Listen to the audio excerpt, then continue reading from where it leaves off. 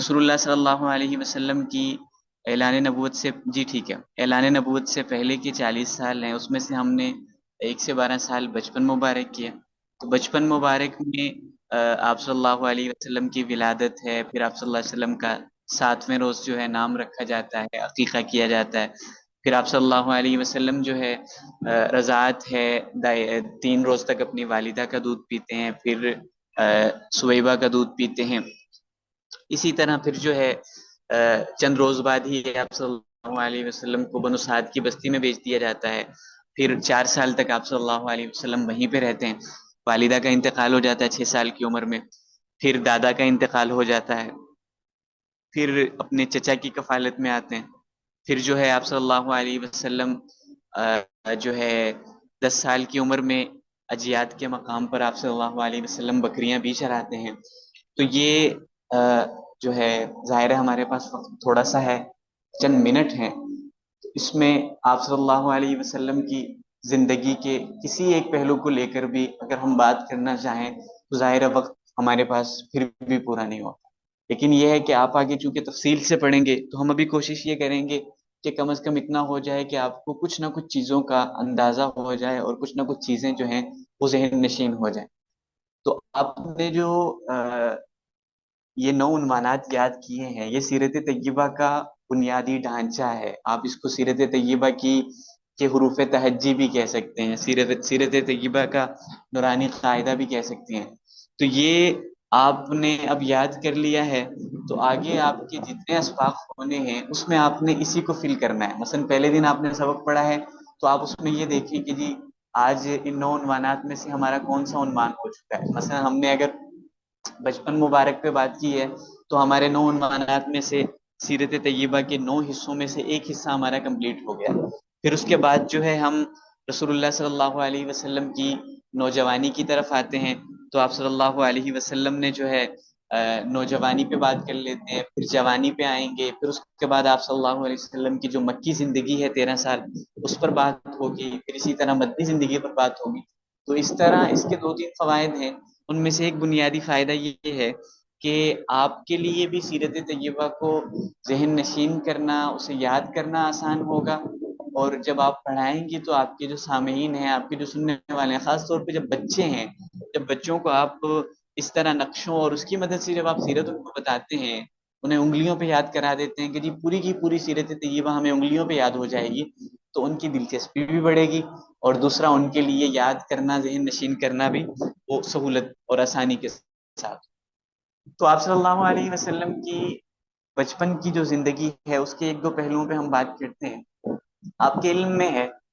کہ رسول اللہ صلی اللہ علیہ وسلم کو چند روز میں ہی دائی حلیمہ کے ساتھ بھیج دیا گیا تھا۔ اس زمانے کا دستور تھا کہ بچے جو ہے دودھ پینے کے لیے وہ ان کو دیہات میں بھیج دیا جاتا تھا، مختلف فوائد کے پیش نظر۔ چنانچہ رسول اللہ صلی اللہ علیہ وسلم کو بھی اسی کے پیش نظر بھیج دیا گیا۔ اب جب آپ صلی اللہ علیہ وسلم حلیمہ سعدیہ کے ساتھ گئے ہیں تو یہ جو ایگریمنٹ تھا، یہ جو معاہدہ تھا، یہ 2 سال کے لیے تھا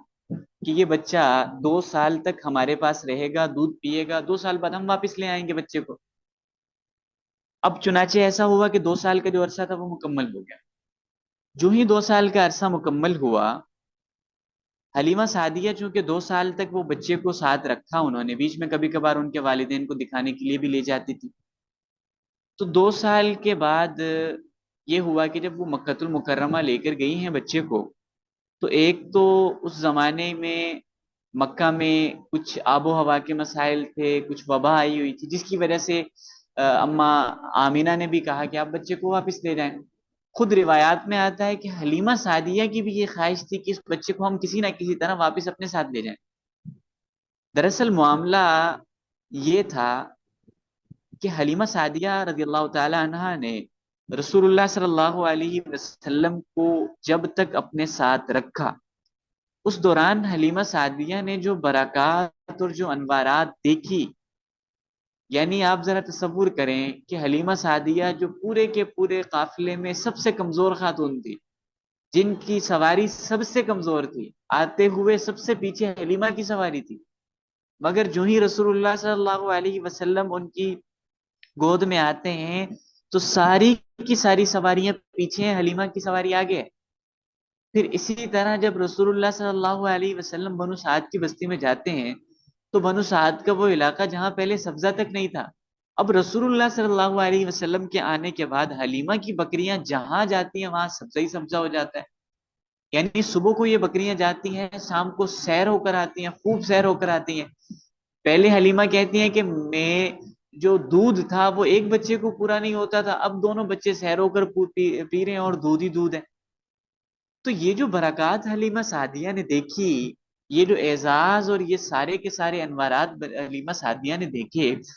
تو حلیمہ سعدیہ اور ان کے خاوند نے یہ طے کر لیا تھا کہ اس بچے کو ہم نے واپس نہیں کرنا، اس بچے کو ہم نے پوری زندگی کے لیے اپنے ساتھ رکھنا ہے، لائف ٹائم اپنے ساتھ رکھنا ہے۔ یہ بچہ تو گھر سے نکالنے والا ہے ہی، اس بچے کو تو ہمیشہ رکھیں گے۔ چنانچہ وہ یہ کرنی 4 صدر ہوا،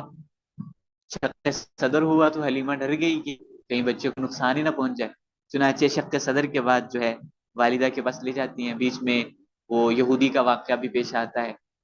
اب معاملہ یہ تھا، ماجرا یہ تھا کہ حلیمہ سعدیہ کی خواہش یہ تھی کہ یہ بچہ اور یہ رحمتیں، اس بچے سے منسلک جو رحمتیں ہیں وہ میرے گھر تک محدود رہیں،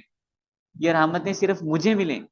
جبکہ اللہ رب العزت کا فیصلہ یہ تھا کہ یہ رحمت گھر گھر میں جائے۔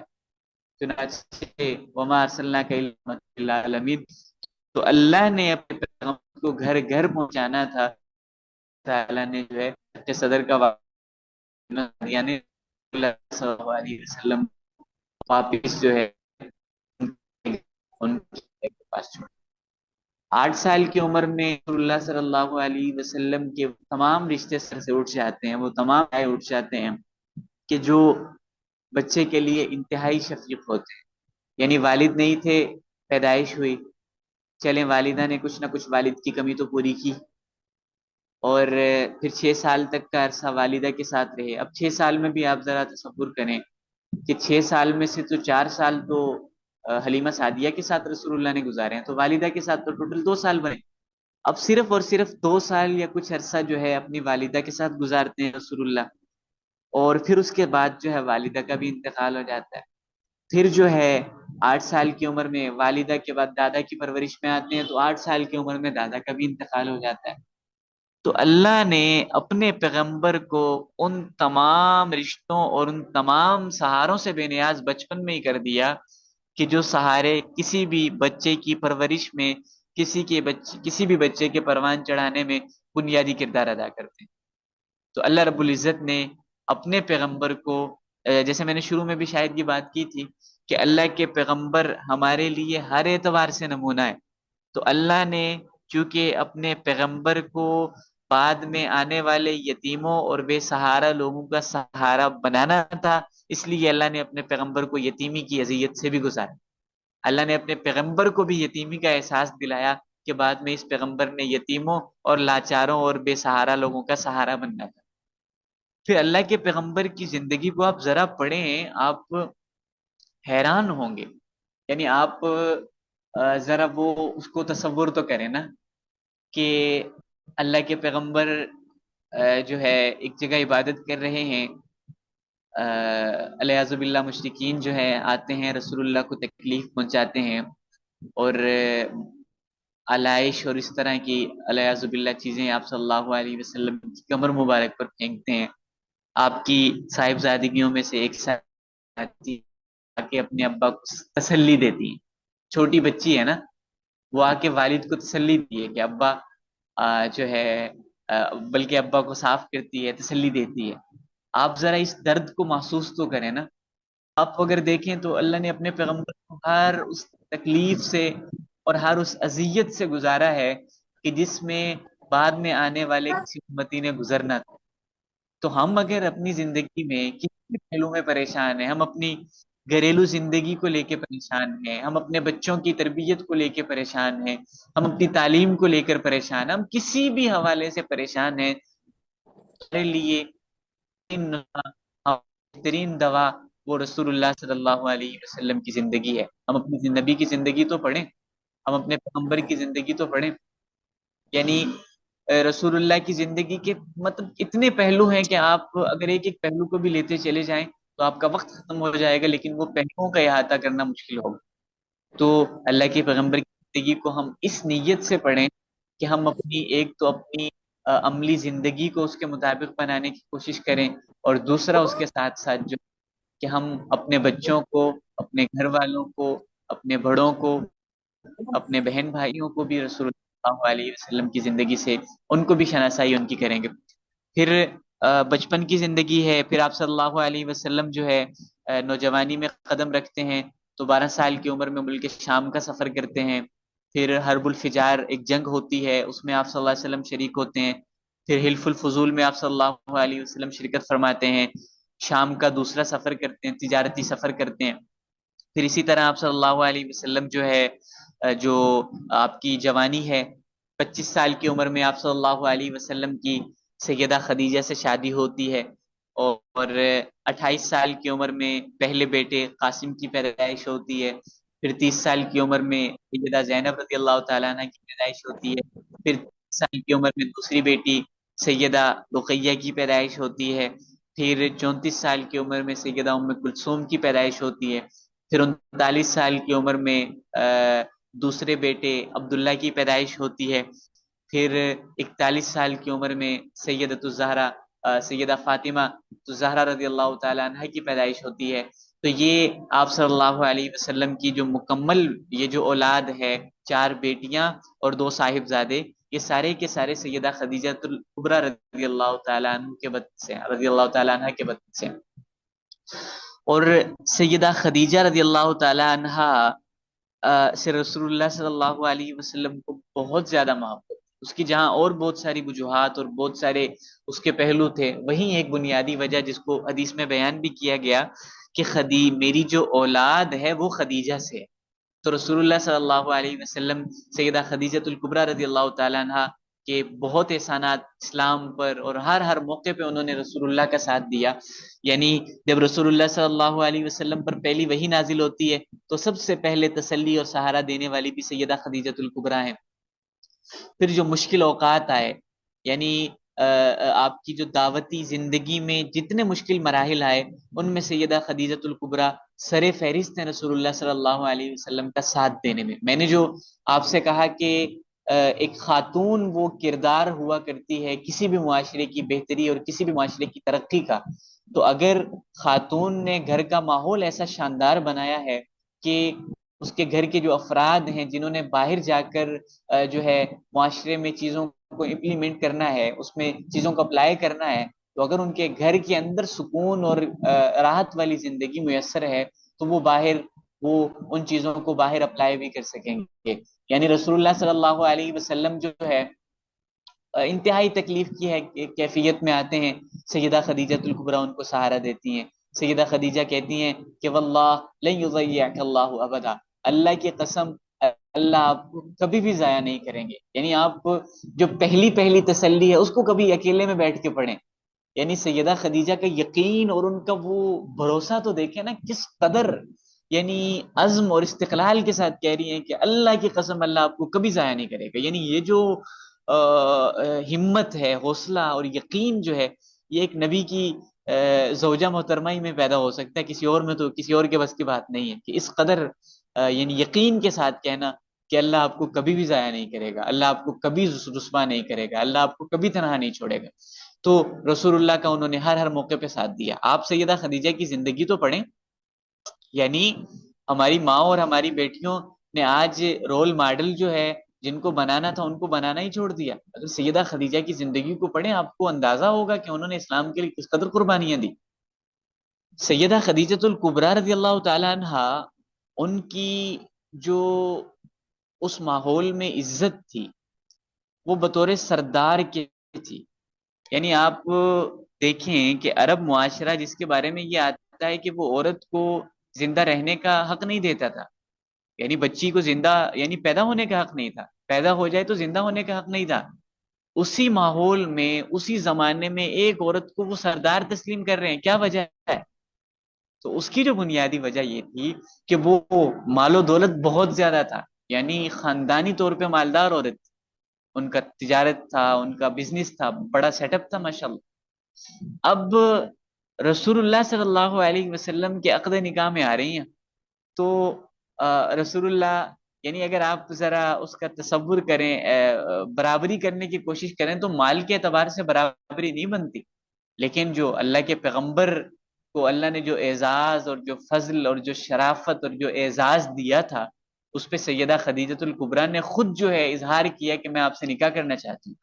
تو اس میں نکاح سے پہلے کی زندگی آپ دیکھیں کہ وہ اس قدر مالدار ہیں کہ بیک وقت 700 خادمائیں، 700 کنیزائیں، 700 خادمائیں، یہ ایک چھوٹا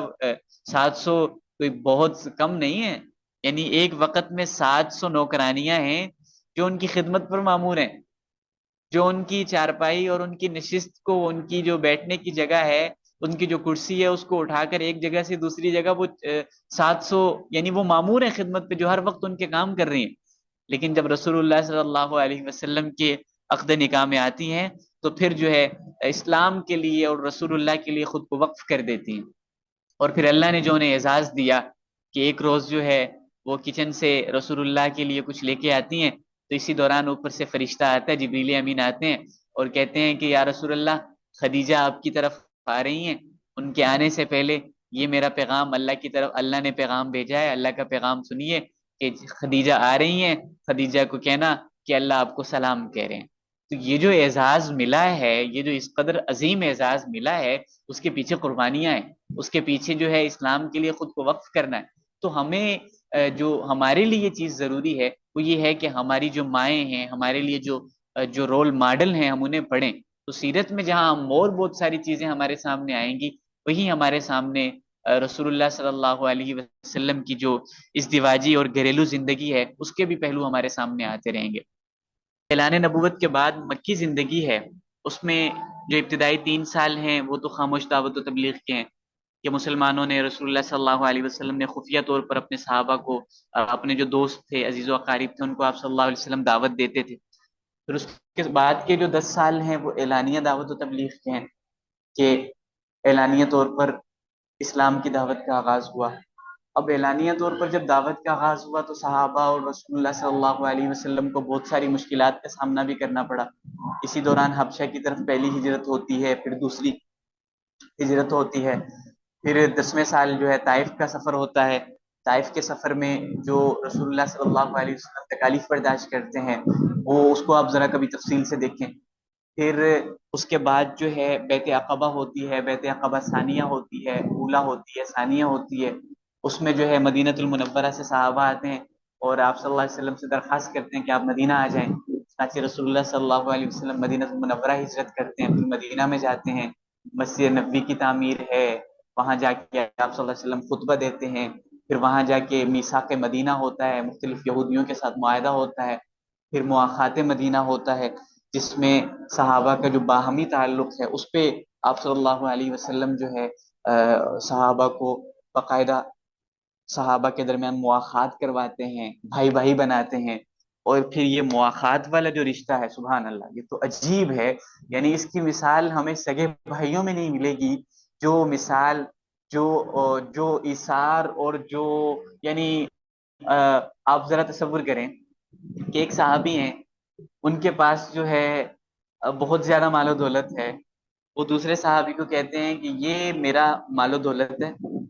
آپ اس کے 2 حصے کریں، آدھا حصہ آپ کا، آدھا حصہ میرا، آدھا آپ لیں، آدھا میں لے جاتا ہوں۔ اور پھر یہاں تک کہ اپنا سارا کچھ ان کی خدمت پہ پیش کرنا اور کھلے دل سے انہیں قبول کرنا، تو یہ صحابہ ہی یہ مثال پیش کر سکتے تھے۔ تو پھر اسی طرح آپ صلی اللہ علیہ وسلم غزوہ بدر ہوتا ہے، پھر جو ہے غزوہ بدر کے بعد غزوہ احد ہے، پھر آگے چل کے خندق ہے، خیبر ہے، یہ سارے کے سارے غزوات کی تفصیل بھی آپ کے سامنے آئے گی۔ اور اسی طرح پھر آپ صلی اللہ علیہ وسلم جو ہے حدیبیہ کے مقام پہ صلح حدیبیہ ہوتی ہے، عمرہ کرنے جاتے ہیں، روک دیا جاتا ہے، پھر اس کے نتیجے میں صلح حدیبیہ ہوتی ہے۔ پھر آپ صلی اللہ علیہ وسلم جو ہے مختلف بادشاہوں کو خطوط بیچتے ہیں، اور اس کے بعد پھر آپ صلی اللہ علیہ وسلم جب دعوت کا جو سلسلہ ہے وہ بڑھتا چلا جاتا ہے، فتح مکہ ہوتی ہے 10ویں سال میں۔ پھر آپ صلی اللہ علیہ وسلم حجۃ الوداع سے پہلے جو ہے حضرت ابو بکر رضی اللہ تعالیٰ عنہ کو بھیج دیتے ہیں 1 سال پہلے، پھر اگلے سال خود تشریف لے جاتے ہیں، اور پھر جو ہے رسول اللہ صلی اللہ علیہ وسلم کی جو 63 سالہ حیات طیبہ ہے وہ آپ صلی اللہ علیہ وسلم کا سفر آخرت ہوتا ہے۔ تو یہ مکمل حیات طیبہ میں نے بہت شارٹ انداز میں، بہت اختصار کے ساتھ جو ہے آپ کے سامنے مکمل اس کا ایک ڈھانچہ رکھ لیا ہے۔ باقی اس کا مقصد بھی یہی ہے کہ جو آپ کے اگلے اسباق ہونے ہیں اس میں آپ اس کو ڈیپلی ذرا تفصیل سے دیکھیں گے تو